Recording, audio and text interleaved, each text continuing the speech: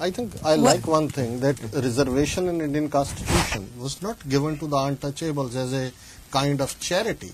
But when Dalits under the leadership of B.R. Ambedkar were fighting their own independence, and he declared that his people are going to go away from Hinduism and declare that they are not Hindus, then Gandhi signed a pact with Ambedkar in 1932, under which this part, while he was the founder father of the Indian Constituent Assembly, Dr. Ambedkar, these concessions came. So it's not just a charity that the high caste thought, oh, well, now we have done much repression for 4,000 years, let me give them some concession. No, Where are you on it, Fred? It was a political pact. Where I am on it, on the issue of improving the plight of peoples, is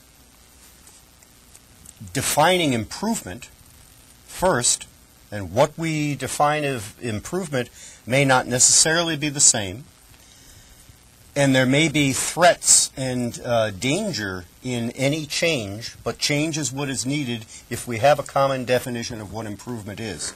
If our definition of improvement is improving the economic prosperity of all the people, this will, at its essence, threaten the status quo of what is and has been for 4,000 years.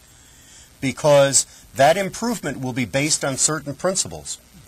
That improvement, in order to proceed most rapidly and far, in order to bring India into the most modern age, is going to depend upon freeing people, freeing markets, and freeing their ability to think, their ideas, and able to have practical consequences of those ideas. Sir? There will, there is also, with any challenge to a status quo or a system, there is a responsibility with that freedom that those people who are freed then must assume themselves, and that responsibility had theretofore, in many cases, been assumed by government.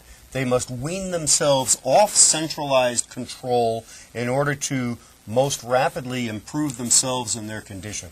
So you talk about modern culture, modern environment. What is modern environment? You talk to Hindu fundamentalists, they say it's all hogwash. It should be go back to 4,000 years.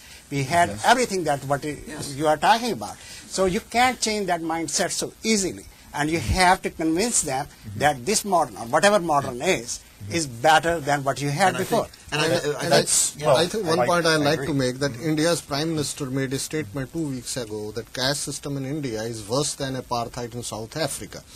But the fact is that in late 1990s, when a group of Dalit leaders, they tried to bring at the UN forum that caste system in India should be recognized as an apartheid, Indian government sent 20 of its delegations with different and tried to block it, and they blocked it. So I mean, when even the government